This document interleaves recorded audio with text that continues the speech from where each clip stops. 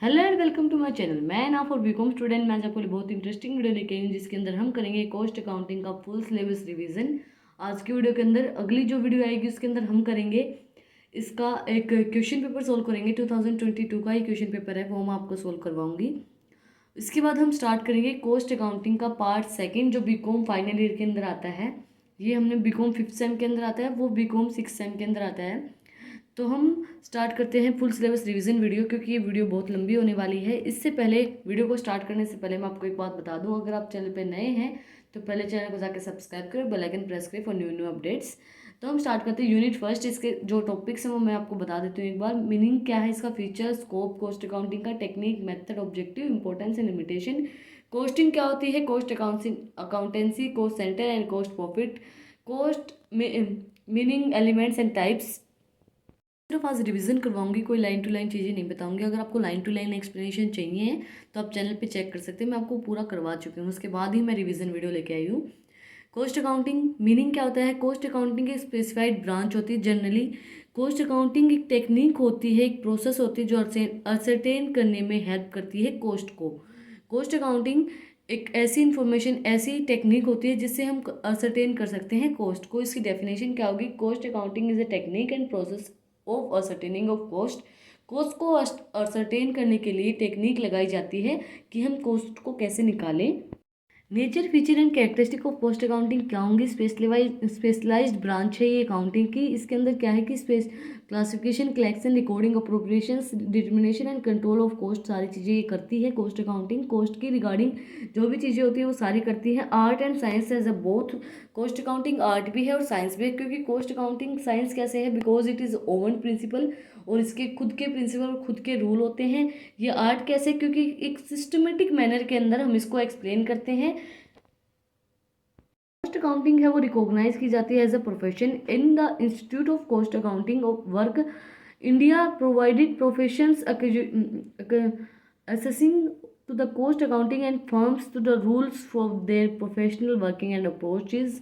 मतलब रिकॉग्नाइज कर सकते हैं हम इसको है कि ये एक प्रोफेशन है हमारा। Determination of various components of total cost, हम डिटरमाइन कर सकते हैं जो भी वेरियस जो कॉस्ट के कंपोनेंट्स होते हैं बहुत सारे, उनको इजीली डिटरमाइन कर सकते हैं with the help of cost accounting.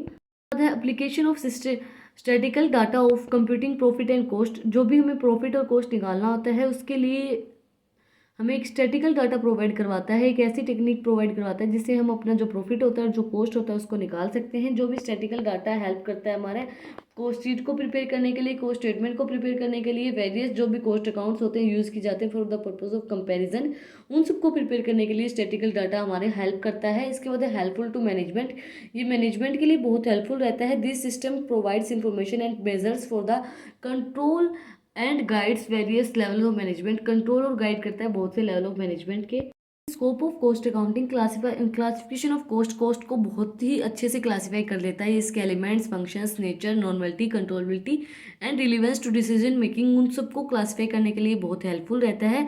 Cost को रिकॉर्ड करने के लिए, कॉस्ट की जो भी ट्रांजेक्शन्स होती है, कॉस्ट ट्रांजेक्शन्स उनको रिकॉर्ड करने के लिए, लेजर्स अकाउंट बनाने के लिए ये हेल्पफुल रहता है। कॉस्ट अलाउंस करने के लिए, cost centre, cost allowance, cost unit accordance to pre determine जो बेसिस होते हैं उसको अलाउ करने के लिए हेल्पफुल रहता है। ये को डिटरमाइन करने के लिए हेल्पफुल रहता है, मेजरमेंट करने के लिए हेल्पफुल रहता है। कंप्यूट करते हैं जब हम कॉस्ट को इंडिविजुअल प्रोडक्ट या फिर departments for segment of an enterprises, तो उसको डिटरमाइन करने के लिए ये हेल्पफुल रहता है कॉस्ट अकाउंटिंग। कॉस्ट को कंट्रोल करने के लिए हेल्पफुल रहता है ये।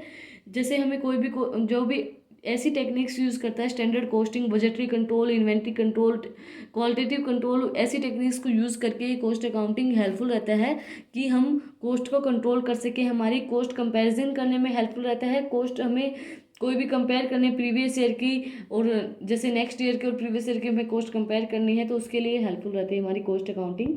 कॉस्ट की रिपोर्टिंग करने में हेल्पफुल रहता है। It means communication of cost data and regular, मतलब जो भी डाटा होता है कॉस्ट का रेगुलर बेसिस के ऊपर वो प्रोवाइड करवाता है मैनेजमेंट को, वो डिसीजन लेने के लिए हेल्पफुल रहता है। उसके बाद कॉस्ट रिडक्ट करने, कॉस्ट को रिड्यूस करने में हेल्पफुल रहता है। सर्विसेज रेंडर्ड, कॉस्ट को एनालाइज करने में हेल्पफुल रहता है। It involve the estimation of relationship between cost and various department of cost is cost की ऑडिट करवाने में हेल्पफुल रहता है। कॉस्ट ऑडिट मतलब कि उसकी फेयर और ट्रू जो भी रिजल्ट है उसको शेयर होल्डर और जो भी हमारे बिजनेस है उसको दिखाने के लिए कॉस्ट ऑडिट करवाने के लिए कॉस्ट अकाउंटिंग बहुत हेल्पफुल रहता है हमारे लिए। इसके फंक्शंस और ऑब्जेक्टिव क्या होंगे कॉस्ट अकाउंटिंग के? कॉस्ट असेंटमेंट, कॉस्ट को असरटेन करने के लिए, डिटर्मिनेशन ऑफ कॉस्ट, उसकी क्या कॉस्ट है, production per unit, job, operations, process, department और सर्विसेज उनको बताने के लिए हेल्पफुल रहता है हमारे लिए। इसका एक फंक्शन है, ये काम करता है कॉस्ट कंट्रोल करने में। कॉस्ट कंट्रोल करने में लिए इसका एक मेन फंक्शन है कि अपनी जो कॉस्ट होती है कॉस्ट अकाउंटिंग के अंदर उसको कंट्रोल करने के लिए हेल्पफुल रहता है। कॉस्ट ऑर्गेनाइज करता है इस वे में कि हमारी जो कॉस्ट है वो कंट्रोल में रहे। कॉस्ट को रिड्यूस करने में हेल्पफुल रहता है। ये इसका फंक्शन है कि ये कॉस्ट को रिड्यूस करने के लिए बहुत ही ज़रूरी होता है, क्योंकि इससे हमारी जो सेविंग्स है वो सेविंग्स है वो परमानेंट रहेगी। रिड्यूस होगा कॉस्ट प्रोडक्ट एंड सर्विसेज के अंदर।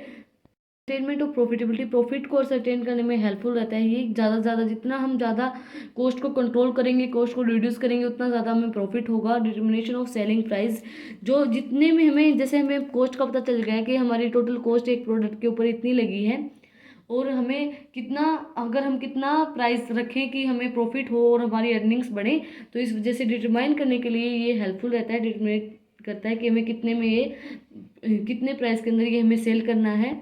तो providing basic for business policies and decision making, एक ऐसा बेस प्रोवाइड करवाता है जो हम बिजनेस पॉलिसीज और डिसीजन ले सकते हैं मैनेजमेंट के थ्रू।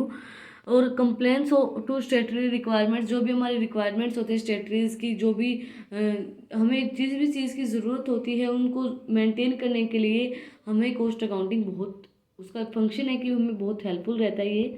इसकी इंपॉर्टेंस एंड एडवांटेजेस क्या होंगी कॉस्ट अकाउंटिंग की? ये मैनेज करता है और एंड इट्स फंक्शंस, ये प्लानिंग करने में हेल्पफुल रहता है कॉस्ट अकाउंटिंग के। हमें कैसे बजट प्रिपेयर करना है, कैसे हमें पॉलिसीज़ बनानी है, किस तरीके से, मतलब हमें हमारी कितनी कॉस्ट है, हमें किस टाइप से हमारा सेलिंग प्राइस रखना है, कितने हमें प्रॉफिट चाहिए, वो सब प्लानिंग करने के लिए कॉस्ट अकाउंटिंग हेल्पफुल रहता है। ऑर्गेनाइजिंग करने में हेल्पफुल रहता है। मैन्युफैक्चर इंटरप्राइज, जो भी इंटरप्राइजेज मैन्युफैक्चर करेंगे, प्रोडक्शंस है, एडमिनिस्ट्रेशंस है, सेलिंग डिस्ट्रीब्यूशंस है, उनको ऑर्गेनाइज करने में हेल्पफुल रहता है ये। कॉस्ट ऑडिट करवाएंगे तो जो हमारे जो भी शेयर होल्डर हैं, जो भी हमारे एम्प्लॉयज़ हैं, वो सेटिस्फाई रहेंगे। उनको मोटिवेशन मिलेगा कि हमारी कॉस्ट जो है वो इतनी अर्न हो रही है, हमें ट्रू एंड फेयर व्यू दिखाएगा ये, और तो एम्प्लॉयज़ को मोटिवेशन होगा। उसके बाद कंट्रोल करेगा हमारी कॉस्ट को। इंपॉर्टेंट है फंक्शन इसका कि कॉस्ट को कंट्रोल करने में और कॉस्ट को इंश्योर करने में, क्वांटिटी और क्वालिटेटिव परफॉर्मेंस उसकी बताने के लिए ऑर्गेनाइजेशन को, तो उसके लिए हेल्पफुल रहता है।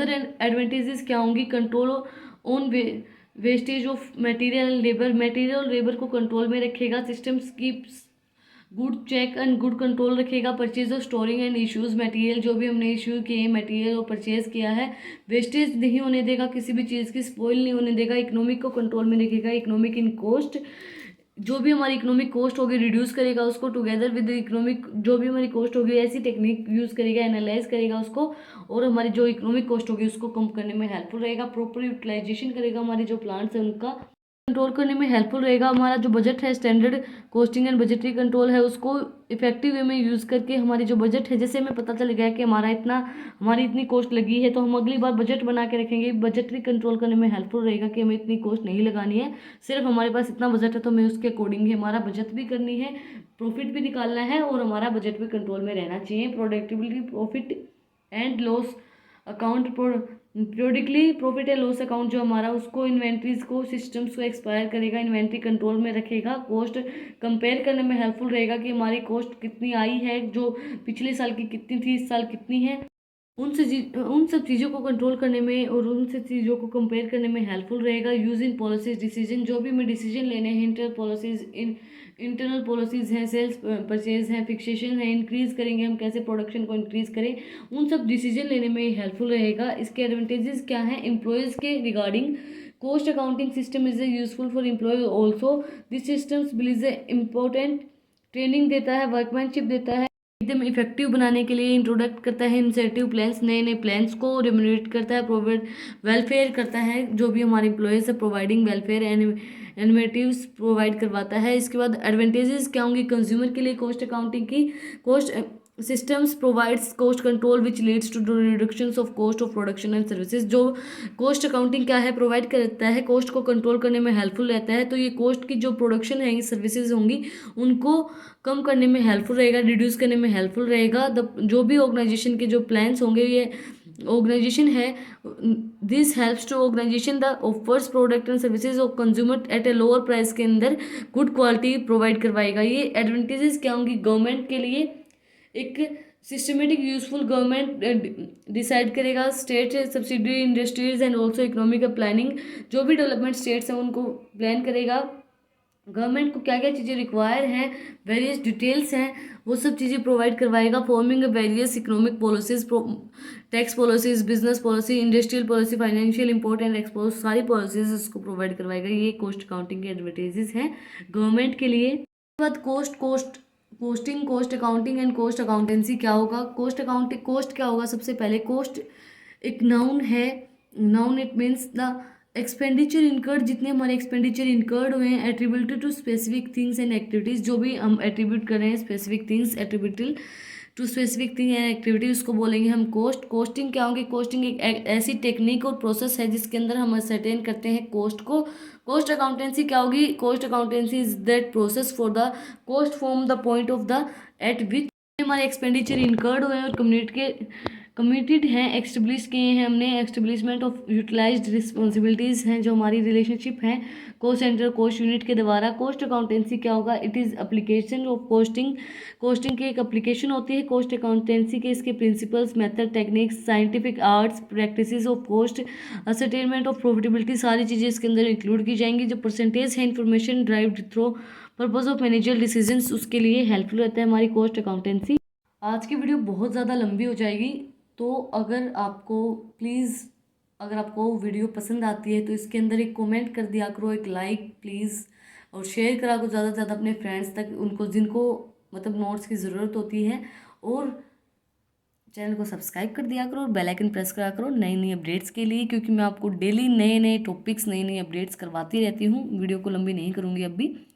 Difference between costing, cost accountancy and cost accounting and accountancy, difference करेंगे अब हम इसका। सबसे पहले हम कोस्टिंग का डिफरेंस करेंगे। मीनिंग एंड रिलेशन क्या होगी? कोस्टिंग क्या होगी? It is concern with ascertainment of cost, cost को असर्टेन करने में हेल्पफुल रहता है। कोस्ट अकाउंटिंग क्या होगी? रिकॉर्ड करने में हेल्पफुल रहता है, कंसीडर करता है कोस्ट को रिकॉर्ड कैसे करना है। कोस्ट अकाउंटेंसी क्या होगी? ऐसी टेक्निक और प्रिंसिपल को यूज़ करेगी जिसके अंदर हम कोस्टिंग अडोप्ट करते हैं, method of costing of by business. Costing के बहुत ही नैरो स्कोप्स हैं। स्कोप क्या होंगे? कोस्टिंग के बहुत ज़्यादा नैरो स्कोप हैं। कोस्ट अकाउंटेंसी के बहुत ही कोस्टिंग के तो बहुत ज़्यादा नैरो स्कोप है, कोस्ट अकाउंटेंसी के नैरो स्कोप है अकाउंटिंग के, और कोस्ट अकाउंटेंसी के वाइडर स्कोप हैं। इसके बाद इसकी point of fluctuating being it beings where accounting and, कब स्टार्ट होती है कोस्टिंग? जब अकाउंटिंग एंड हो जाती है। कोस्ट अकाउंटेंसी कब स्टार्ट होती है? जब बीइंग हम कोस्टिंग एंड करते हैं तब हमारी कोस्ट अकाउंटिंग स्टार्ट होती है। और कोस्ट अकाउंटेंसी कब स्टार्ट होती है? जब it is starting point of cost system, जब हम कोस्टिंग स्टार्ट करते हैं तब हमारी कोस्ट अकाउंटेंसी स्टार्ट हो जाती है। इसके बाद पर्सन्स क्या, उनको इसके अंदर इन्वॉल्व होते हैं। It is related with cost accountant, जो कोस्टिंग है वो कोस्ट अकाउंटेंट के अंदर आती है, वो उसके रिलेटेड होती है। कोस्ट अकाउंटिंग जो है वो रिलेट करती है विद कोस्ट क्लर्क से रिलेट करती है। और cost accountancy it involves cost accountant as well as management accountant. जो भी कोस्ट अकाउंटेंट होता है, जो मैनेजमेंट अकाउंटेंट होता है, वो उसके अंदर इन्वॉल्व किया जाता है। फंडामेंटल प्रिंसिपल क्या होंगे कोस्टिंग के? कोस्ट रिलेटेड टू इस कोजेज, कोस्ट जो है वो रिलेट करेगा इसके कोजेज की, मतलब उसके क्या क्या कोजेज हैं, उसकी जो भी कैन नॉट बी, जिसे हम कोस्ट को चेंज नहीं कर सकते हैं, उसके क्या क्या कोजेज हैं, उससे रिलेट करेगा। हमारी जो कोस्ट है, वो कोस्ट जो है वो चार्ज की जाएगी आफ्टर इनकर्ड। कोस्ट जब भी चार्ज की जाएगी जब वो इनकर्ड हो जाएगी, उसके बाद ही हम उसको चार्ज कर सकते हैं। तो सिर्फ इसका रिवीजन करवा रही हूँ, अगर आपको इसकी लाइन टू लाइन एक्सप्लेनेशन चाहिए तो आप चैनल पे जाके चेक कर सकते हैं, आपको मिल जाएगी। अब नॉर्मल कोस्ट के are excluded from the costing, जो अब नॉर्मल कोस्ट होती हैं जो भी, वो एक्सक्लूड की जाएंगी कोस्टिंग के अंदर से, वो कोस्टिंग के अंदर इंक्लूड नहीं की जाएंगी। पास्ट जो कोस्ट है हमारी वो चार्ज की जाएंगी टू फ्यूचर पीरियड। जो पास्ट कोस्ट है आर नॉट चार्ज, वो पास्ट जो कोस्ट होती है वो चार्ज नहीं की जाएंगी to future period. Future period के अंदर पास्ट कोस्ट का कोई काम नहीं होगा, वो चार्ज नहीं की जाएगी उसके अंदर। The concept of conversion has no place in costing, जो भी कॉन्सेप्ट है कन्वर्ट करने का कोस्ट को, conversion has no place in costing, costing का कोई भी प्लेस नहीं है कन्वर्जन का। Accounting for cost is based on the double entry principle, जो अकाउंटिंग है कॉस्ट की वो डबल एंट्री प्रिंसिपल्स के ऊपर बेस्ड होती है, डबल एंट्री जो सिस्टम होता है उसके ऊपर बेस्ड होती है। इसके बाद types and technique of costing, मैं आपको इसकी लाइन टू लाइन एक्सप्लेनेशन इसलिए नहीं करवा रही क्योंकि बहुत ही ज़्यादा, मतलब ये लगा लो 2-3 घंटे की वीडियो हो जाएगी अगर मैं आपको लाइन टू लाइन बताऊंगी। तो मैं सिर्फ आपको इसका रिवीजन करवा रही हूँ, जो हम ऊपर ऊपर से जो रिवीजन करते हैं एग्जाम से पहले, मैं आपको सिर्फ वही करवा रही हूँ। अगर आप पूरा सिलेबस कर चुके होंगे तो आपको रिवीजन ईजिली हो जाएगा। Type and technique of costing, historical costing, जो जब हम कॉस्ट, ये the ascertainment of cost after they have been incurred. Historical costing क्या होगी, जब हमारी पोस्ट मार्टम होगी कॉस्ट के अंदर मेथड्स इसके अंदर, तो वो जो इनकर्ड होगी प्रोडक्शन के अंदर, वो फर्स्ट इनकर्ड जो होगी उसको बोलेंगे हम हिस्टोरिकल कॉस्टिंग। स्टैंडर्ड कॉस्टिंग क्या होगी, जो हमारा प्रिपरेशन जब हम कर रहे होंगे स्टैंडर्ड कॉस्ट का, वो कंपेयर करेंगे एक्चुअल कॉस्ट को, एनालाइज करेंगे, उसके बाद हम कॉस्ट पॉइंट ऑफ इंसिडेंस, उसके बाद मार्जिनल कॉस्ट क्या होगी, settlement marginal cost, and of the effect on profit of changes in volume और types of output by the differentiating between fixed cost and variable cost. Different करता है fixed cost and marginal cost, मतलब जो marginal cost क्या होती है, difference होता है फिक्स्ड कॉस्ट और मार्जिनल कॉस्ट के बीच में। डायरेक्ट कॉस्टिंग क्या होगी, ऐसी प्रैक्टिसेस जो होंगी चार्जिंग चेंजिंग और डायरेक्ट कॉस्ट को चेंज करेंगे, ऑपरेशंस को चेंज करेंगी, प्रोडक्शन लेवल्स को चेंज करेंगे, इनडायरेक्ट कॉस्ट को चेंज करेंगी। ऑब्जॉर्प्शन कॉस्टिंग क्या होगी, ऑब्जॉर्प्शन कॉस्टिंग एक प्रैक्टिसेस होंगी जो चार्ज करेंगी ऑल कॉस्टिंग को, बोथ वेरिएबल और फिक्स्ड कॉस्ट को, दोनों को इंक्लूड करेगी। यूनिफॉर्म कॉस्टिंग क्या होगी, use of several undertaking of same costing principles practices इसके अंदर यूज की जाएंगी। इसके बाद cost centre and cost unit क्या होंगी। कॉस्ट सेंटर क्या होगा, कॉस्ट अकाउंटिंग स्टैंडर्ड के अंदर इंक्लूड होगा, स्टैंडर्ड 1 के अंदर डिफाइन करेंगे हम कॉस्ट सेंटर को। Any unit of cost accounting selected by the view of amalgamations also cost undertaking units जो हमारी हैं, the units of product and services decision department sections groups of plant जो भी हमारे हैं वो इसके अंदर इंक्लूड किए जाएंगे। कॉस्ट सेंटर को हम कैसे कैसे क्लासीफाई कर सकते हैं, कॉस्ट सेंटर को process, cost centre process, cost centre क्या होगा, स्पेसिफिक प्रोसेस होती है इसके अंदर, कंटिन्यू सीक्वेंस चलती रहती है प्रोसेस के अंदर। प्रोडक्शन कॉस्ट सेंटर क्या होगी, प्रोडक्शन ऐसी एक प्रोडक्शन एक्टिविटी होगी जिसके अंदर हम कैरी करेंगे शेप ऑफ रॉ मटेरियल और फिनिश्ड गुड्स को कैरी करेंगे। सर्विस कॉस्ट सेंटर क्या होगी, सर्विस कॉस्ट सेंटर और दोज विच रेंडर्ड सर्विसेज, जो रेंडर करेगा सर्विसेज को अदर कॉस्ट सेंटर के अंदर। इम्पर्सनल कॉस्ट सेंटर क्या होंगे, impersonal cost centre is one which consist of locations equipments को कंसिस्ट करेंगे। पर्सनल कॉस्ट सेंटर क्या होंगे, पर्सनल कॉस्ट सेंटर कंसिस्ट करेंगे पर्सन्स और ग्रुप ऑफ पर्सन्स को कंसिस्ट करेंगे। ऑपरेशन कॉस्ट सेंटर क्या होंगे, operation cost centre is one which consist of the those machines and persons which carrying a similar operations जो हम कंसर्न कर रहे हैं। प्रॉफिट सेंटर, प्रॉफिट सेंटर क्या होगा, एक ऐसी रिस्पॉन्सिबिलिटी होती है जो मैक्सिमाइज करता है, प्रॉफिट करने में हेल्पफुल रहता है। Profit centre, difference between profit centre and cost centre क्या रहेगा, सबसे पहले मीनिंग है कॉस्ट सेंटर क्या होगा, cost centre is one of which, जहाँ पर कॉस्ट असर्टेन होती है उसको हम कॉस्ट सेंटर बोलते हैं। प्रॉफिट सेंटर क्या होगा, जो रिस्पॉन्सिबल होता है जो मैक्सिमम हमारा प्रॉफिट आया है उसके रिगार्डिंग, जो कंसीडर करता है बोथ रिवेन्यू एंड एक्सपेंडिचर दोनों को वो कंसीडर करता है, but cost centre only cost को कंसीडर करता है। इसकी रिस्पॉन्सिबिलिटी क्या होंगी कॉस्ट सेंटर की, cost centre is for accounting and control of cost. Cost centre क्या है कि अकाउंटिंग और कंट्रोल करने के लिए हेल्पफुल रहता है।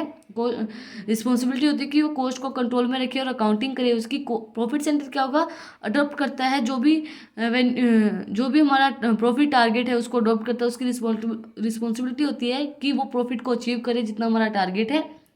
ऑटोनोमी क्या होगी, कॉस्ट सेंटर क्या है कि एक ऑटोनोमस है, इसकी target of words is maximise cost करना है इसका। बट प्रॉफिट सेंटर का क्या होगा कि ऐसी गाइडेंस दे मैनेजमेंट को कि हमारा जो टारगेट है अचीव प्रॉफिट उसको हम अचीव कर पाए। उसके बाद है कवरेज, कितना कॉस्ट सेंटर जो है वो little to do with the market survey sales promotion इसके अंदर वो बहुत कम कर पाता है। बट प्रॉफिट सेंटर के अंदर रिलेटेड टू दोज एस्पेक्ट्स वो मार्केट सर्वे ज़रूरी होता है कि हमारा कितना प्रॉफिट हुआ है। कॉस्ट यूनिट क्या होती है, कॉस्ट यूनिट क्या होती है, मेजरमेंट होता है volume of production of services की, हमने हमारी कितनी वॉल्यूम है प्रोडक्ट और सर्विसेज की, प्रोडक्शन ऑफ सर्विसेज। इसके बाद financial accounting, cost accounting and management accounting. Financial accounting क्या है, फाइनेंशियल अकाउंटिंग एक आर्ट है, प्रोसेस है recording of classification and summarising, transaction को क्लासीफाई करने के लिए, समराइज करने के लिए और फाइनेंशियल नेचर को सिस्टमेटिक मैनर के अंदर इंटरप्रेट करने के लिए, रिजल्ट फॉर देयर फॉर इसको वो होती है फाइनेंशियल अकाउंटिंग। कॉस्ट अकाउंटिंग क्या होगी? कॉस्ट अकाउंटिंग एक आर्ट है recording of analysing and classification of expenditure. जो भी हमारे एक्सपेंडिचर होते हैं इनकर्ड होते हैं order to ascertain total cost and per unit cost product और सर्विसेज, उनको असर्टेन करने में हेल्पफुल रहता है। मैनेजमेंट अकाउंटिंग क्या है? मैनेजमेंट अकाउंटिंग प्रोवाइड्स करता है मीनिंगफुल अकाउंटिंग इन्फॉर्मेशन। जो भी मीनिंगफुल अकाउंटिंग इन्फॉर्मेशन होती है जो हमारे टूल से technical order of assessing management creating and policy making decision, जो हमें पॉलिसीज बनाने के लिए फ्यूचर के लिए प्लानिंग करने के लिए हेल्पफुल रहती है, वो सारे डिसीजन वो सारी इन्फॉर्मेशन मैनेजमेंट अकाउंटिंग हमें प्रोवाइड करवाती है। इसके बाद difference between cost accounting and cost financial accounting के बीच में क्या डिफरेंस होगा? नीड क्या है, इसकी नीड्स क्यों है हमारे कॉस्ट अकाउंटिंग की? कॉस्ट को असरटेन करने के लिए कितनी हमारी कॉस्ट यूनिट है, कॉस्ट को असरटेन करने के लिए हेल्पफुल रहता है। मैनेजमेंट अकाउंटिंग स्मॉल बिजनेस के लिए एंगेज, जो भी हमने मैन्युफैक्चर किया है उसके लिए हेल्पफुल रहता है। फाइनेंशियल अकाउंटिंग प्रोडक्ट, इसके अंदर पीरियोडिक इन्फॉर्मेशन मैनेजमेंट अकाउंटिंग के अंदर डेली वीकली मंथली हम क्वार्टरली हम प्रोवाइड करवा सकते हैं। बट फाइनेंशियल जो भी होती है जैसे प्रॉफिट एंड लॉस है, बिजनेस का जो भी बैलेंस शीट है वो हम at the end of year हम प्रोवाइड करवाते हैं। बट जो कॉस्ट अकाउंटिंग है वो वीकली मंथली डेली क्वार्टरली हम उसको प्रोवाइड करवा सकते हैं। रिकॉर्ड ऑफ एक्सपेंडिचर जो मैं मेंटेनली फुल्ली डिटेल हमें रिकॉर्ड इसके मैंने रखनी पड़ेगी, record of all type of expenses. But financial इसके अंदर कॉस्ट अकाउंटिंग के अंदर सिर्फ कॉस्ट की जो भी है कॉस्ट मटेरियल लेबर एक्सपेंसेस जो भी हैं वो सारे रिकॉर्ड करने पड़ेंगे। बट जो फाइनेंशियल अकाउंटिंग है उसके अंदर हमें सारी चीज़ें रिकॉर्ड करनी पड़ेंगी, जो एक्सपेंडिचर इनकर्ड हुए हैं, जो भी इनकम अर्न हुई है वो सारी चीज़ें हम इसके अंदर रिकॉर्ड करेंगे फाइनेंशियल मैनेजमेंट के अंदर। अकाउंटिंग के अंदर लिमिटेशन क्या होंगी कॉस्ट सिस्टम की? बेस्ड ऑन द एस्टिमेट, जो कॉस्ट सिस्टम है वो एस्टिमेट्स के ऊपर बेस्ड होता है कि हम एस्टिमेट लगा लिया कि हमारे रिजल्ट है इतना तो होगा ही। जैसे हम ये नहीं सोचते कि हमारा बजट हम सोच के चल रहे हैं, एस्टिमेशन लगाया हमने कि हमारा 5 लाख रुपए लग जाएंगे यहाँ पे, तो वो बजट हम एस्टिमेट कर लेते हैं। Problem of different methods basis and technique, problems आती हैं हम डिफरेंट मेथड और बेसिस जब हम टेक्निक्स यूज़ करते हैं तो no inclusions of concern items, कोई भी इंक्लूजन्स नहीं होता कंसर्न आइटम्स इसके अंदर इंक्लूड नोट रिकॉर्डेड नहीं होते सिस्टम्स के अंदर, फाइनेंशियल सिस्टम नहीं होता है, no applicability of trading concern applicability नहीं होती इनके अंदर ट्रेडिंग कंसर्न के लिए। प्रॉब्लम्स ऑफ मार्जिनल कॉस्टिंग की बहुत ही ज़्यादा प्रॉब्लम्स आती हैं इसके अंदर। इसके बाद एलिमेंट्स ऑफ कॉस्ट, कॉस्ट के क्या क्या एलिमेंट्स है? कॉस्ट को हम एक्सपेंडिचर इनकर्ड जितने हमारे हुए हैं एट्रीब्यूट करेंगे गिवन थिंग्स। इसके अंदर मटेरियल लेबर और एक्सपेंसेस 3 तरह के एलिमेंट्स इंक्लूड की जाएंगे। मटेरियल के अंदर क्या होगा कि जो भी कॉस्ट है हमारी, the cost of material of any nature use for purpose of production, जो भी हमारा मटेरियल यूज़ किया जाता है प्रोडक्शन के लिए, प्रोडक्ट और सर्विसेज के लिए, जैसे डायरेक्ट मटेरियल और इनडायरेक्ट मटेरियल। डायरेक्ट मटेरियल वो अलॉटेड होगा कॉस्ट सेंटर के अंदर, और जो डायरेक्टली इन्वॉल्व होगा उसके अंदर डायरेक्ट मटेरियल के अंदर क्या क्या चीज़ें इंक्लूड होंगी? Also those material which is entry note and form of major part of the product material passing through the one process of operations to the other incentive process of costing and finished goods के अंदर जो भी material पास किया जाएगा, primary packaging है material की, वो सारी चीज़ें डायरेक्ट मटेरियल के अंदर इन्वॉल्व होंगी। इनडायरेक्ट मटेरियल के अंदर क्या क्या चीज़ें इन्वॉल्व होंगी? इनडायरेक्ट मटेरियल वो होगी जो कॉस्ट है हमारी मटेरियल की विच can B not be directly allotted, जो डायरेक्टली अलॉट नहीं की जाएगी, जैसे कि हमारी फ्यूल होगा, ऑयल होगा, कॉटन वेस्ट हो गई, स्मॉल टूल्स हो गए, stores use for the repairing and maintenance के लिए जो भी हमारे टूल्स यूज़ किए हैं हमने। उसके बाद लेबर कॉस्ट क्या होगी? लेबर कॉस्ट मींस पेमेंट, जो हम एम्प्लॉयज़ को लेबर परमानेंट एम्प्लॉयज़ को जो पेमेंट देते हैं या फिर टेम्परेरी एम्प्लॉयज़ को जो पेमेंट देते हैं, जो हमारी लेबर काम करती है उसको बोलते हैं हम लेबर कॉस्ट। ये भी डायरेक्टली होगी, ये भी 2 टाइप से होगी, डायरेक्ट लेबर कॉस्ट और indirect labour cost. Direct labour cost क्या होगी? जो डायरेक्टली जिनको हम डायरेक्टली जो परमानेंट लेबर्स होते हैं जिनको हम डायरेक्टली जो डायरेक्टली काम के अंदर इन्वॉल्व होते हैं। डायरेक्ट लेबर कॉस्ट को हम process labour, operation labour, primary cost labour और प्रोडक्टिविटी लेबर भी हम बोल सकते हैं। इनडायरेक्ट लेबर कॉस्ट क्या होगी? जो wages of employees which is not directly allotted, जो डायरेक्टली अलॉट नहीं की जाएगी, जैसे for example wages of indirect labour, wages of ideal times, holiday page, over time pages, जो वेजेस जो है वो सब चीज़ें। एक्सपेंसेस कॉस्ट क्या होगी? जो कॉस्ट हमारी सर्विसेज प्रोवाइड करवाई जा रही है अंडरटेकिंग नेशनल और ओवर्ड है, ये भी हमारी 2 तरीके से क्लासीफाई की जाएगी, डायरेक्ट एक्सपेंसेस और इनडायरेक्ट एक्सपेंसेस।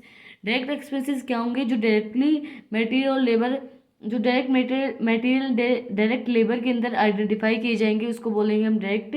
फॉर एग्जांपल क्या होगी? Cost of railway, freight charges etcetera, cost operation machine and particular jobs. जो हमारी इनडायरेक्ट एक्सपेंसेस कौन से होंगे?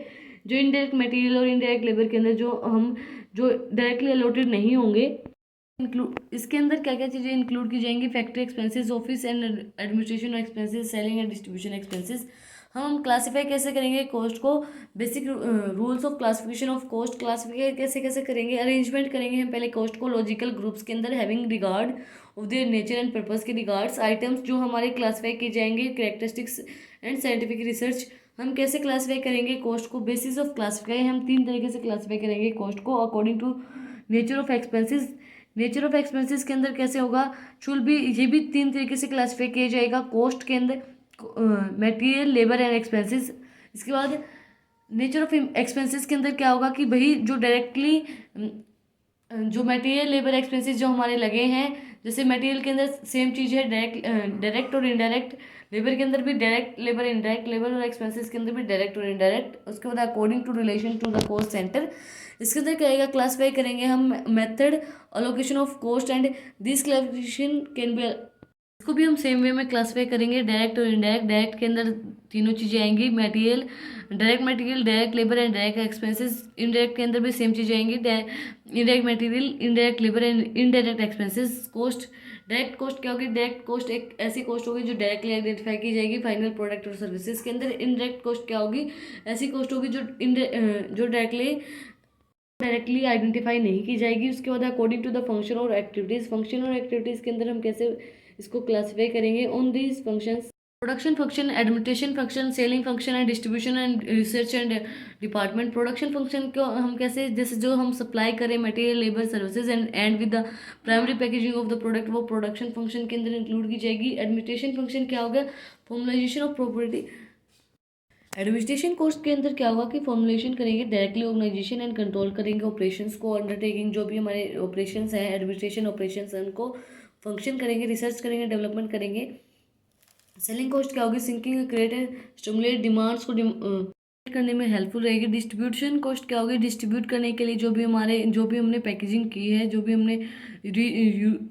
हमने काम किया है उसको डिस्ट्रीब्यूट करने के लिए, प्रोडक्ट्स को डिस्ट्रीब्यूट करने के लिए। Research and development of cost क्या होगी? रिसर्च एंड डेवलपमेंट कॉस्ट और cost undertaking research and improve qualities को इम्प्रूव करने के लिए हेल्पफुल रहेगी। According to behaviour of cost को हम कैसे तरीके से क्लासीफाई करेंगे? इसको भी हम तीन तरीके से क्लासीफाई करेंगे, cost, fixed cost, variable cost और semi variable cost. According to fixed cost के अंदर तो क्या है कि बिहेवियर जो वो फिक्स्ड है, उनका कॉस्ट का बिहेवियर जो है वो फिक्स्ड है एट ऑल द लेवल।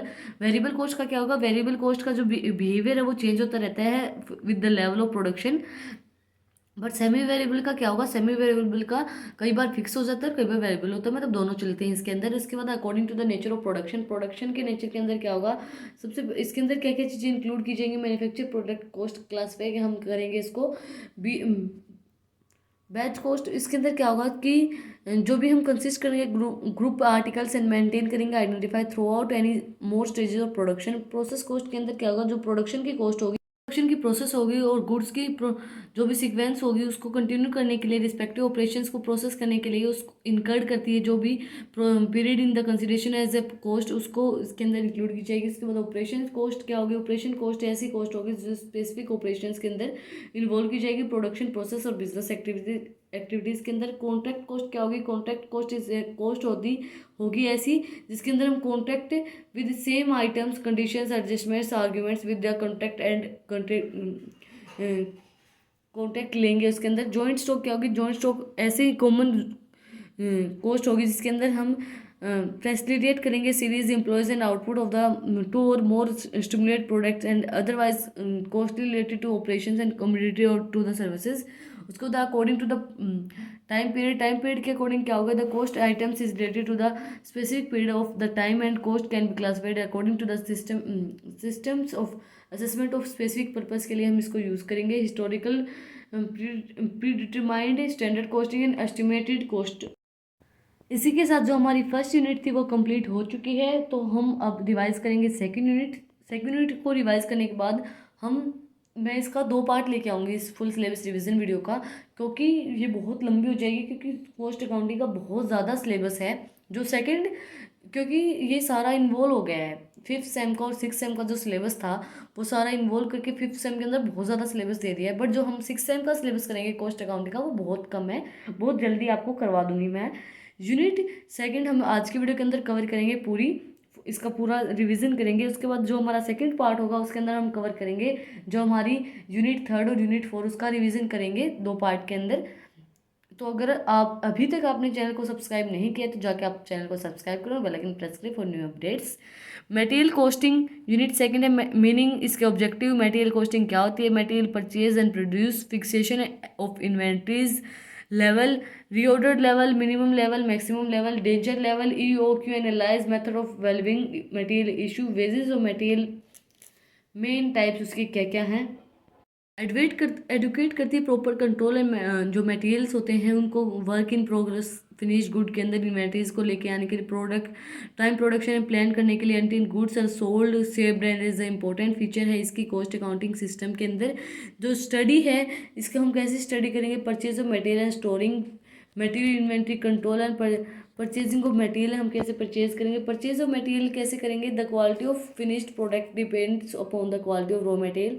जो क्वालिटी है फिनिश्ड प्रोडक्ट की वो डिपेंड करेगी क्वालिटी ऑफ रॉ मटेरियल के ऊपर। इसके बाद सेंट्रलाइज्ड एंड डिसेंट्रलाइज्ड परचेजिंग क्या होगी? Centralised purchasing means purchase of functions and will be through centralised department के थ्रू हम परचेज करते हैं। इसके एडवांटेजेस क्या क्या होंगी? सबसे पहले इकोनॉमिक ऑफ बल्क परचेज, हम बल्क के अंदर हमारी जो सामान है, मतलब बल्क मतलब बहुत ज़्यादा सामान हमने परचेज कर लिया। इन्हें बल्क मतलब एक साथ हमने जैसे कि 1 टन या फिर 1 कुंटल सामान हमने परचेज कर लिया है।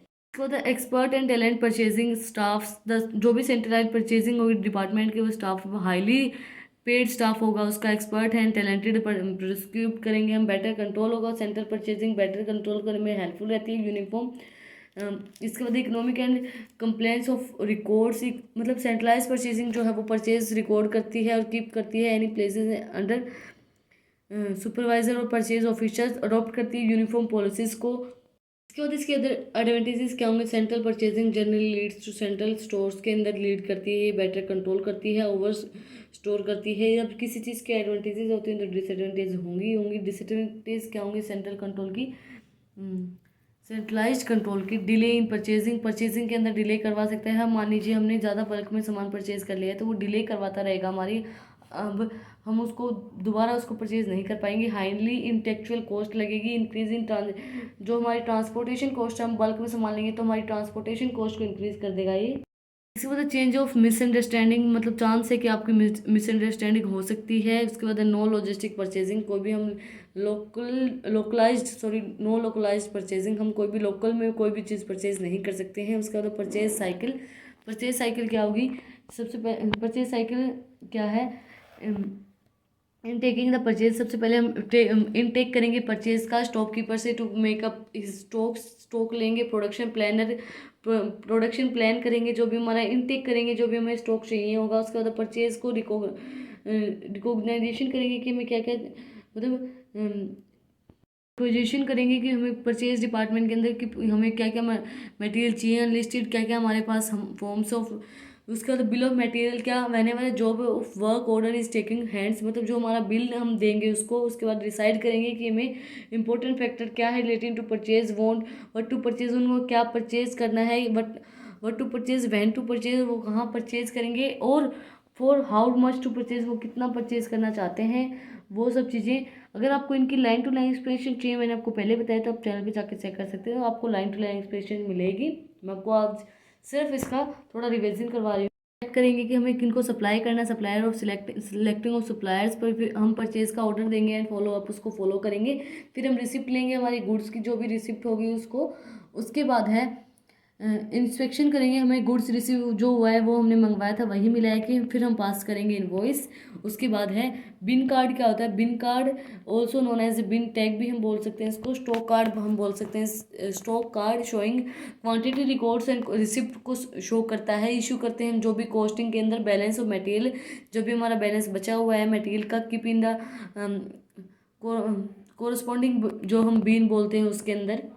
तो the book for recording of material, हम किन किन बुक्स के अंदर रिकॉर्ड कर सकते हैं अपने मटेरियल को। मटेरियल इनवर्ड बुक जिसके अंदर मटेरियल्स को रिकॉर्ड करते हैं, स्टॉक कीपर रिकॉर्ड करता है बुक गुड्स रिसीव जो उसे हुए हैं उसको नोट करता है, मटेरियल जो हमने इशू करी है उसको रिकॉर्ड करते हैं मटेरियल इशू बुक के अंदर, मटेरियल जो हमारा रिटर्न आ गया है जो हमने सेल कर दिया था वो रिटर्न आ गया है उसको मटेरियल रिटर्न बुक के अंदर रिकॉर्ड करेंगे, मटेरियल जो हमने ट्रांसफ़र किया है वो मटेरियल ट्रांसफ़र बुक के अंदर रिकॉर्ड किया जाएगा, स्टोर लेजर बुक के अंदर जो भी हमारा गिवन जो भी अंडरटेकिंग है उसको हम स्टोर लेजर बुक के अंदर रिकॉर्ड करेंगे। उसके बाद प्राइसिंग ऑफ मटेरियल इशू जो प्राइस है मटेरियल इशू वो क्या होगा, to know the separate cost, हमें हर एक प्रोडक्ट की सेपरेट कॉस्ट को दिखाने के लिए हम pricing of material issue use करते हैं।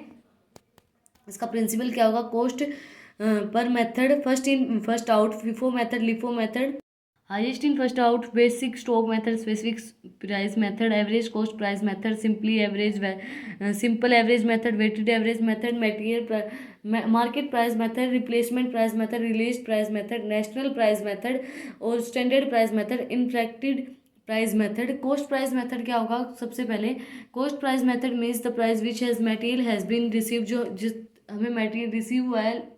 इसके अंदर पहला मेथड है लिफो मेथड। लिफो मेथड के अंदर क्या है कि जो हमने पहले जो सामान रिसीव किया है, फर्स्टली जो हमने रिसीव किया है वो फर्स्ट इन फर्स्ट आउट का मतलब क्या होगा, जो हमें फर्स्ट रिसीव हुआ है उसको हम पहले ही बेच देंगे, उसको बोलेंगे FIFO मेथड। इसके एडवांटेजेस क्या होंगे, सिंपल है, ये इजी मेथड है, इसके अंदर बहुत लॉजिक दिया गया है। Valuation of stock at A market price, जो हम वैल्यूएट कर सकते हैं स्टॉक को एट ए मार्केट प्राइस के अंदर। यूजफुल हैज़ ए फॉलिंग, जब हमारा प्राइस फॉल हो रहा है, जैसे प्राइस फॉल हो रहा है तो ये यूजफुल रहेगा क्योंकि हमने जो पहले जो जिस प्राइस के अंदर सामान लिया, जो पहले सामान लिया है वो हम पहले बेच चुके हैं, तो अगर वो प्राइस कम भी हो रहा है तो हमारे कोई नुकसान होगा नहीं। Issue at A purchase price, जो हम उसको जो हमने परचेज किया है उस प्राइस के ऊपर हम उसको इशू कर सकते हैं। इसके डिसएडवांटेजेस क्या होंगे, डिफिकल्टी स्टोरेज करने में बहुत डिफिकल्टी होगी। Different price on same date, हम डिफरेंट प्राइस के ऊपर सेम डेट के अंदर खरीद सकते हैं सामान। Different in cost and market price के अंदर डिफरेंस हो सकता है। सुटेबल नहीं है जब प्राइस बढ़ रहा हो। पॉसिबिलिटी ऑफ क्लियर एरर, कोई भी क्रिटिकल एरर आ सकता है इसके अंदर। उसके अंदर सुटेबल है किस चीज़ के लिए, लिफो मेथड, जब हमारा प्राइस मटेरियल का कम हो रहा है तो ये मेथड बहुत सुटेबल है उस चीज़ के लिए। जब हमारा जो प्राइस है वो कम हो रहा है, डाउन जा रहा है, तो हम ये मेथड यूज़ कर सकते हैं for LIFO method. FIFO method इसका क्या है, इम्पैक्ट ऑन कॉस्ट के ऊपर इम्पैक्ट डालेगा ये। इन दिस मेथड जो प्रोडक्शन है वो रिफ्लेक्ट करेगी करंट मार्केट प्राइस, मतलब FIFO मेथड जो है वो करंट जो मार्केट प्राइस उसको रिफ्लेक्ट करेगी। इसके बाद इम्पैक्ट क्या है, इम्पैक्ट ऑन इन्वेंट्री वैल्यूएशन के ऊपर ये पूरा इम्पैक्ट डालेगा, प्रॉफिट के ऊपर पूरा इम्पैक्ट डालेगा। जैसे कि अब ओवरऑल प्रॉफिट जो हमारा अनअफेक्टेड रहेगा, because different value of issue, जो भी वैल्यू ऑफ डिफरेंट है, जो भी जैसे कि हमने जो पहले सामान खरीदा वो हमने पहले बेच चुके हैं तो हमारे उसके ऊपर ज़्यादा इफेक्ट नहीं पड़ेगा प्रॉफिट के ऊपर। Last in first out method, इसके अंदर जो हमने लास्ट में जो सामान लिया है, जो हमने लास्ट में परचेज किया है वो हम पहले बेचेंगे। लास्ट इन फर्स्ट आउट मतलब जो हमने लास्ट में लिया वो फर्स्ट हम सेल कर देंगे। इसके एडवांटेजेस क्या होंगे, ये भी एक इजी मेथड है। Issue price near to market price, जो हम प्राइस नियर है मार्केट प्राइस के अंदर उसके ऊपर हम इसको इशू कर सकते हैं। लास्ट में लिया है और उसको हम मतलब जो हमारा लास्ट सामान है उसको हम फर्स्टली बेच रहे हैं तो वो उसको मार्केट प्राइस में बेचेंगे तो उसके लिए हमारे एडवांटेजेस रहेंगी। Issue at A market purchase price के ऊपर हम उसको इशू कर सकते हैं। सुटेबल है ये प्राइस एज ए इंक्रीज, जब प्राइस इंक्रीज हो रहा है तो उसके लिए बहुत सुटेबल है ये। जब प्राइस डिक्रीज हो रहा है तो उसके लिए FIFO मेथड सुटेबल है, और जब प्राइस इंक्रीज हो रहा है तो उसके लिए LIFO मेथड सुटेबल है। उसके बाद वैल्यूएशन ऑफ इसकी डिसएडवांटेजेस क्या होंगी, वैल्यूएशन ऑफ क्लोजिंग स्टॉक को वैल्यूएट करने में ये हेल्पफुल नहीं रहता है। प्रैक्टिकल कम है। प्रॉब्लम ऑफ स्टोरिंग के लिए बहुत प्रॉब्लम आएगी। वेरिएंस इन प्राइसिंग ये मेथड सुटेबल कब है, जब प्राइस बढ़ रहा हो तो ये मेथड बहुत सुटेबल है आपके लिए। इम्पैक्ट क्या होगा इसका, लिफो मेथड का impact on cost of production, मतलब जब हम जब प्राइस जो है वो लेटेस्ट जो प्राइस मटेरियल है यूज, जब हम प्राइसिंग के लिए इशू कर रहे हैं मटेरियल, तो वो प्राइस के ऊपर हम उसको मोर रिसेंट जो करंट मार्केट प्राइस है उसके ऊपर उसको सेल कर सकते हैं। Impact on inventory valuation, impact पड़ेगा इन्वेंट्री वैल्यूएशन के अंदर। No reflect current price market price को रिफ्लेक्ट नहीं करेगा। इम्पैक्ट ऑन प्रॉफिट के ऊपर, जब हमारा इसका भी कोई प्रॉफिट के ऊपर ज़्यादा इफेक्ट नहीं पड़ेगा ओवरऑल प्रॉफिट के ऊपर। Higher in first out method, का मतलब क्या होगा, जब जिस प्रोडक्ट का प्राइस हायर है, सबसे ज़्यादा हाई प्राइस का जो प्रोडक्ट है उसको हम पहले बेचें फर्स्ट, तो ये जो मेथड है उसके अंदर ये होगा कि जो हमारा फर्स्ट हायर जो प्राइस का मटेरियल है उसको हम पहले सेल कर दें फर्स्ट। ये सुटेबल किस चीज़ के लिए रहेगा, जब हमारी जो हाई प्राइस का मटेरियल है वो हम पहले रिकवर कर जाएंगे तो हमें लॉस नहीं होगा। उसका तो बेसिक स्टॉक मेथड क्या होगा, बेसिक स्टॉक मेथड के अंदर क्या होगा, जो हमारा मिनिमम स्टॉक है मटेरियल स्पेसिफिक, वो बेसिक जो स्टॉक होगा हमारा मिनिमम जो स्टॉक है उसके अकॉर्डिंग हम उसको सेल कर देंगे। ये ज़्यादा इंपॉर्टेंट नहीं है, इंडिपेंडेंट मेथड है ये एक। इसके बाद स्पेसिफिक प्राइस मेथड क्या होगा, जो हमारा स्पेसिफिक प्रोडक्ट होते हैं, जो बहुत हाईली स्पेसिफिक प्रोडक्ट होते हैं उनको हम पहले सेल करेंगे उसमें। ये वो मेथड है जिसको हम पहले सेल करते हैं स्पेसिफिक प्रोडक्ट्स को, जिसके अंदर सिर्फ स्पेसिफिक प्रोडक्ट सेल की जाते हैं। लेस कैलकुलेशन होती है इसके अंदर, मेथड के अंदर इसके अंदर ज़्यादा कैलकुलेशन इन्वॉल्व नहीं होती है। एक्चुअल कॉस्ट ऑफ प्रोडक्शन इसके अंदर हम निकाल सकते हैं।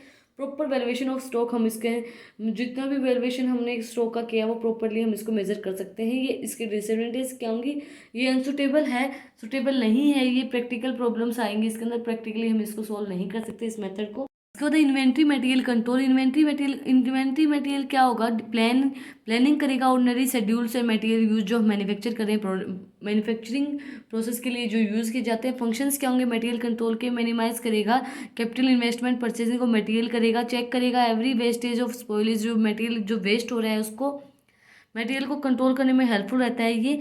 ये सफिशिएंट रिकॉर्ड करता है कि जो मटेरियल है वो सफिशिएंटली रहे हमारे पास, जो सफिशिएंट मटेरियल है उसके अलावा मटेरियल ना मंगवाए, मटेरियल को कंट्रोल करने में हेल्पफुल रहता है। ये ट्रांसफ़र करता है मटेरियल को, जो राइट टाइम पे जब हमें ट्रांसफ़र करना होता है उस टाइम पे कीप करता है कंप्लीट रिकॉर्ड ऑफ, जो भी हमारा ऑर्डर है मटेरियल का उसको कंप्लीटली रिकॉर्डिंग रखता है इसकी। वीडियो बहुत ज़्यादा लंबी हो गई है, मेरे गले में भी दर्द होने लग गया है बोल बोल के, और अगर मैं आपको 2 यूनिट और करवाऊँ तो बहुत ज़्यादा लंबी वीडियो हो जाएगी, क्योंकि आज की वीडियो भी कम से कम 40-45 मिनट की हो जाएगी। उसके बाद 2 यूनिट भी जो इसकी हैं वो भी छोटी नहीं है, वो भी बहुत बड़ी बड़ी है, तो इसलिए मैंने आज आपको 2 ही यूनिट करवाऊंगी रिवीजन इनका। 2 यूनिट हम अगले पार्ट के अंदर कवर करेंगे।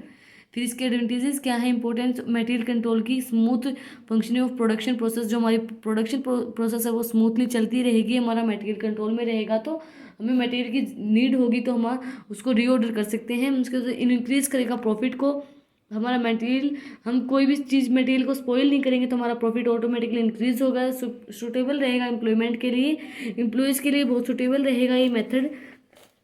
इसका the effective system of record, ये यूज़ करेंगे इफेक्टिव सिस्टम ऑफ रिकॉर्ड को, इन्वेंट्री को कंट्रोल करने में हेल्पफुल रहेगा। Determination of inventory of material level determine करता है ये बहुत से लेवल, मिनिमम लेवल और मैक्सिमम मिनिमम दोनों लेवल हैं इसके अंदर। It is upper level of keeping of material, जो अपर लेवल है मैक्सिमम लेवल लिमिट है, मिनिमम स्टॉक इंडिकेट करेगा quantity and inventory which can be stored as a given time में। हम मैक्सिमम लेवल कैसे निकालेंगे, ऑर्डर पॉइंट के अंदर से माइनस करेंगे मिनिमम वेस्टेज जो रेट हमारा वो है, मल्टीप्लाई करेंगे मिनिमम लीड टाइम के अंदर से, उसके बाद प्लस करेंगे EOQ और रीऑर्डर क्वांटिटी जो हमारी वो मिनिमम लेवल क्या होगा, बफर स्टॉक होता है। लेवल को हम कैसे कंट्रोल कैसे निकालेंगे, जो हमारा ऑर्डर पॉइंट है उसके अंदर से हम माइनस करेंगे एवरेज यूजेस रेट जो है उसके अंदर से हम मल्टीप्लाई करेंगे एवरेज लीड टाइम को। उसके बाद method and technique of inventory material control, budgetary control करने में हेल्पफुल रहता है ये, सिलेक्टिव इन्वेंट्री कंट्रोल करने में हेल्पफुल रहता है ये। टेक्निक यूज़ करता है इसके अंदर, technique to decide economic order quantity को डिसाइड करने में हेल्पफुल रहता है। टेक्निक डिटरमाइन टू, जो हमारा वेरियस लिमिट से लेवल है उसको डिटरमाइन करने में हेल्पफुल रहते हैं। मटेरियल कंट्रोल हमारे परपेचुअल इन्वेंट्रीज हैं, सिस्टम स्टोर वेरिफिकेशन है उसको हेल्पफुल करता है। Settlement of slow moving stocks को, कंट्रोल राइट्स को हम इसको डिटेल में करते हैं। बजटरी टेक्निक को हेल्पफुल रहता है कि ये बजटरी मटेरियल जब हमारा कंट्रोल में रहेगा, मटेरियल को कोई वेस्टेज नहीं होगी मटेरियल की, तो हमारी जो बजट है वो भी कंट्रोल में रहेगा, हमें ज़्यादा मटेरियल मंगवाना नहीं पड़ेगा, उसकी मेंटेनेंस अच्छे से हो जाएगी। Material control method, selective inventory control technique, इस टेक्निक के द्वारा क्या है कि हमारी जो इन्वेंट्रीज है कि हमें कितनी इन्वेंट्रीज और मंगवानी है उसको सिलेक्ट करने में हेल्पफुल रहती है ये टेक्निक जो है। उसके बाद इकोनॉमिक ऑर्डर क्वांटिटी क्या होगी, इकोनॉमिक ऑर्डर क्वांटिटी जो ये क्वेश्चन के अंदर एक क्वेश्चन पेपर के अंदर पूछा गया है, हम करेंगे शायद उसके अंदर भी पूछा गया है।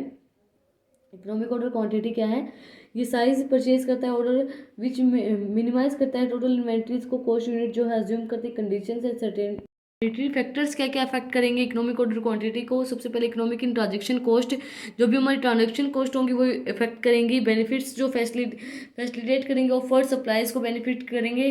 फाइनेंशियल पोजीशन ऑफ बिजनेस, जो हमारी फाइनेंशियल पोजीशन है बिजनेस की वो भी अफेक्ट करेगी इकोनॉमिक ऑर्डर क्वांटिटी को। फिर फ्यूचर अवेलेबिलिटी ऑफ मटेरियल, हमें फ्यूचर के अंदर कितना अवेलेबल चाहिए मटेरियल, वो चीज़ भी इसको अफेक्ट करेगी। उसके बाद determination of inventory of material limits and level, इसके अंदर क्या है, lead time, wages during lead time and determination of factors determine करता है ये।